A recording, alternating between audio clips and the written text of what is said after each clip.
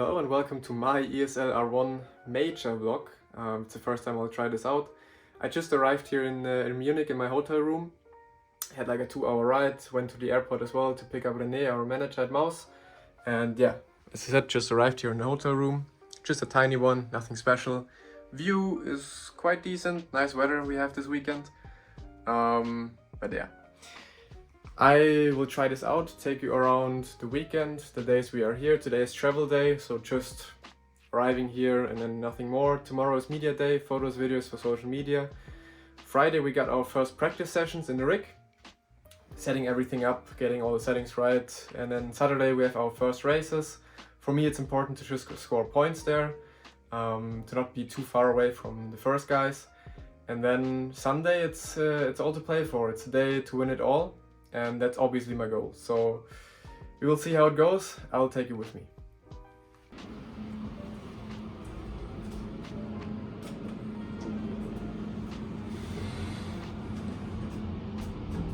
Let's go. Is this a buzz?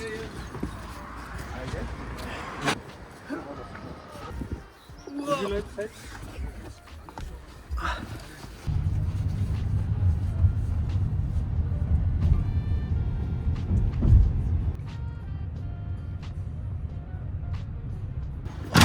Thank you. Care about René in my vlog. Why? Everyone cares about you. Why? It's fine. Yeah, of course. Oh, the horse. It's real. Yeah, right? That's the horse that Fredde fell off last time I was drunk in the evening.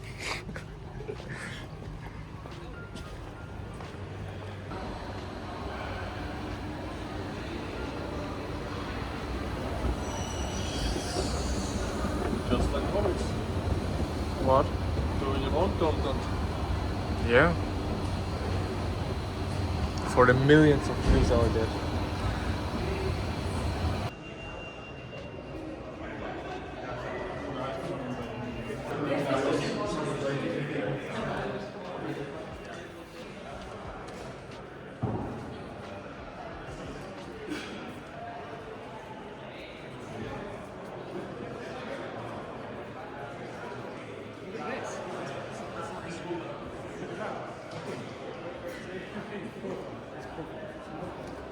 Lewis, first impressions. Interesting. Interesting? How many words do you need? One word is fine.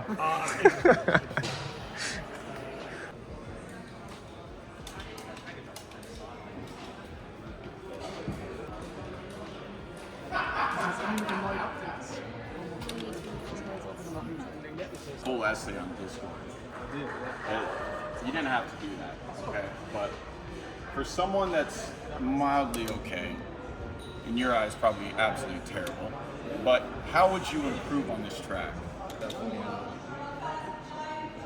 And also you follow up with a fast board and it's tricky to get it right, but Yeah, I think that's probably where I was going wrong, because the only thing I had on this track was overseas.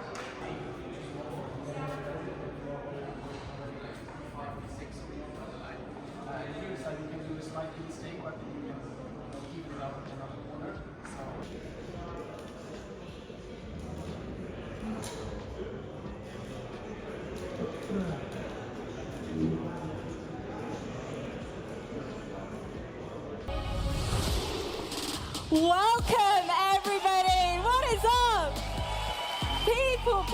People! It is finally time for the ESL R1 Major live right here in Munich. The perfect time to introduce our Group B, the next set of our 12 drivers. Please put your hands together. Round of applause for our Group B.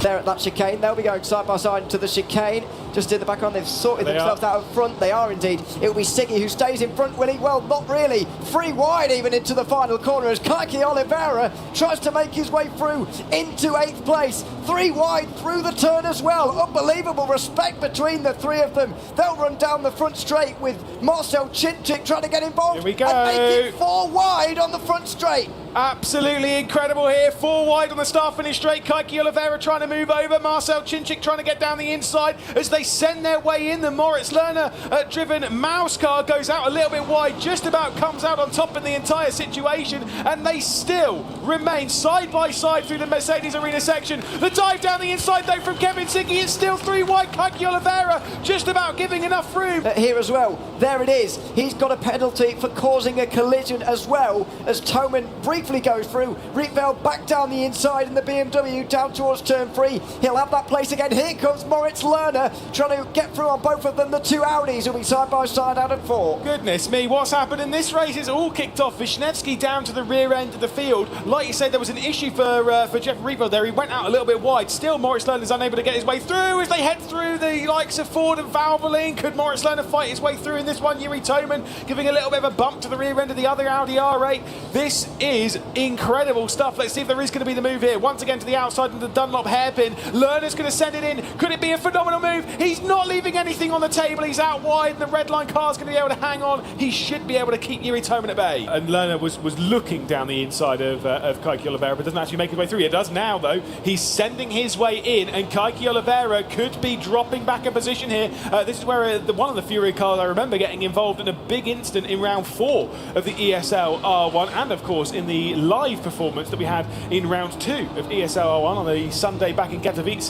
But at the moment, he just drops the single position to Moritz Lerner. About 60 Ks or whatever it is. Slow down. There goes Beneke again down the inside. He's clearly not done. He's helping his teammate Moritz Lerner going for 2 places in 1. Goodness me, 3 wide once again. Mouse one side, Mouse the other. It's an Apex Racing Team sandwich between some delicious mouse bread. As out wide goes Kevin Ellis Jr. coming down into the arena. It's so tight between the pair of them. There's going to be a big move around the outside from Moritz Lerner. Round of applause for that. What a sensational move from Lerner. Beneke in 6th position as he drops back. And now the Furia car's involved. This is fantastic racing. He might well not be making it to the 2nd day. Here comes Kevin Ellis Jr. Another move on Moritz Lerner.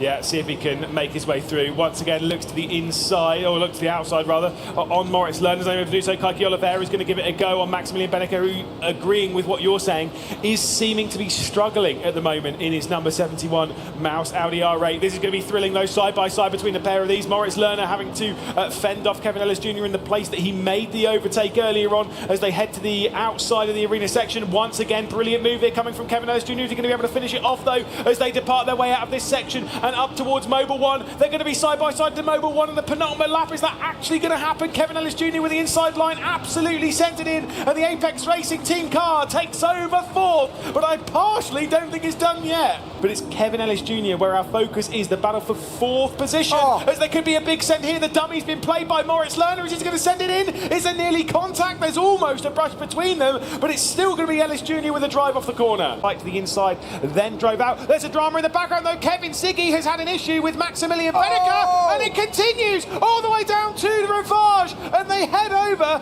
It was Eamon Murphy and all of that. But let's see, side by side between Moritz Lerner and Tommy Osgaard though, in towards Lecom. It's Lerner on the outside line, breaks late, gets through into 4th place, or does he? Side by side into Malmedy as well. Yeah, this could be good for Lerner, like you say, trying to confirm his way through. Oh, this could be scary because Josh Rogers is trying to do it. He's trying to set it down the inside and make it 3 wide. That might not be the wisest move, but he's certainly giving it a go. A driver going for the top of the championship. Kevin Siggy with a great start then up to 3rd. Kevin Ellis Jr. hasn't done too badly either. He's battling with Moritz Lerner in towards the 2nd chicane as well. Lerner down the inside. They're both late on the brakes. Watch out for the ones in front as well. Ellis Jr. brakes late enough to go up into 5th place, forcing Lerner to tuck him behind. Alright, final day of the major. I made it to the final 12 drivers of the whole season, which is already quite crazy. Didn't really think I would be able to do it maybe, but yeah, even more so it feels great to be here on Sunday, competing. Yesterday was a bit of a 50-50 day. Qualifying was never really good, but my races were quite good with a lot of overtakes and a lot of fun. I think I did more overtakes in like probably 2 races than the whole season, so that was good. Yeah, today it's basically all about getting into the finalist mode with I need a couple of races to do that, and in the end I need a win to win it all, and that's gonna be difficult, but never say never. So far I stored up all my possibilities for wins, so maybe now is the day to actually get a win. And yeah, we will see. It's gonna be exciting, it's gonna be very exhausting, but hopefully it's gonna be good. Munich, let's make some noise, everybody. Welcome, welcome, welcome. It is ESL R1 Major time, baby, the final day. There's only one way to find out, people. Let's make some noise.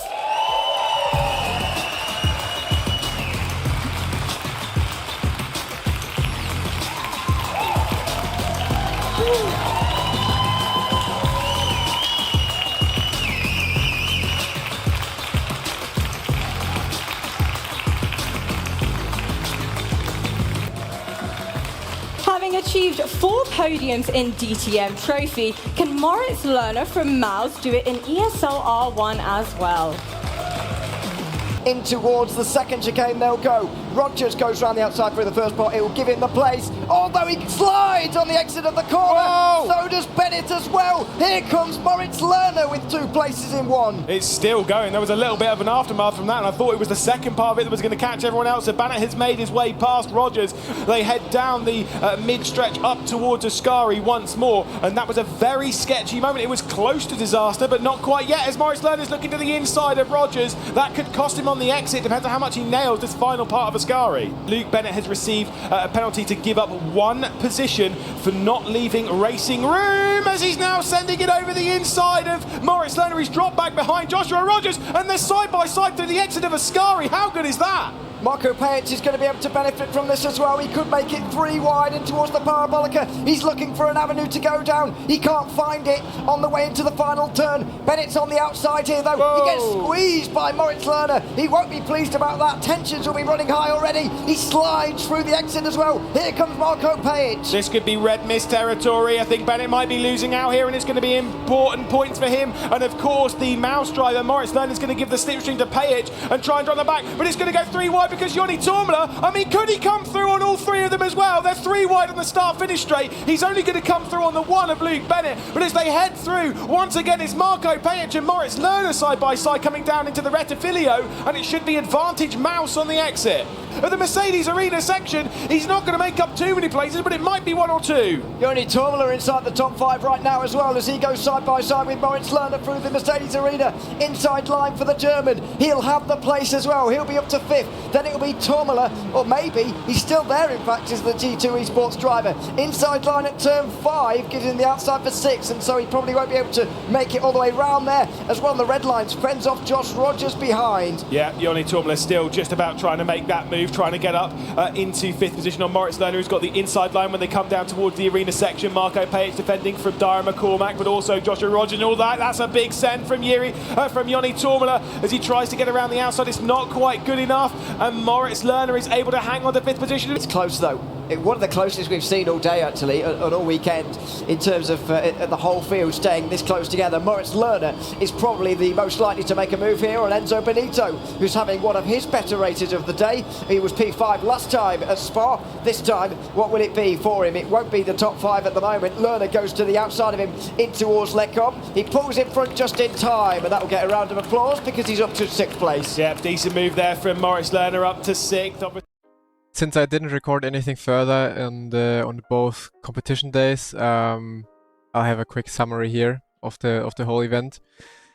I think it was really good for sim racing what happened there. If you guys watched it, especially the last day, it was very, very exciting, especially with the finalist mode. We had a couple of races where it was like just on the line of someone finishing in the finalist mode and it all being over. But yeah, really good fights and exciting racing made it very, very exciting for a couple of races. And yeah, being on site, the crowd cheering for every nice overtake, especially when James Baldwin and Marcel Chinchik were fighting in the beginning. the only two as a finalist mode, it was insane. I was driving myself, and through the headset I could hear the crowd cheer, could hear the excitement, and in front of me I was seeing what was happening with the fight in front. It was just incredible, and I think very, very good for sim racing. It could have been so much different as well. It could have just ended without a lot of excitement, just with, yeah, Marcel getting the finalist mode and instantly winning the first race. But yeah, it didn't. It was really good. And yeah, on site I was even, after a while, I want to watch. I want to be in the crowd and watching instead of driving. Also, my teammates Max and Yuri, they were in the crowd and were saying like, this is close to CS:GO level of excitement being in the crowd. So yeah, it was crazy. Overall, insane event. For me, it was, let's say, a 50-50 thing. I just didn't have the pace to get up to top 5 positions. I always was a little bit behind in qualifying and only was able to go up a few places. I mean, you saw the overtakes that I did in the race. It was a lot of fun. But yeah, I was just missing that one last tenth, I think, to be up there fighting for wins. That was a little break. Maybe in the break I can find the missing bit and come back stronger for the mid-season event we will have in just about under 2 months for $1 million at the Gamers 8 event. So it's gonna be the second sim racing event for $1 million. It's gonna be really exciting. Yeah, for now I can just say, just a bit time to relax. Maybe I'll go back to streaming a bit, and then yeah, back to competing.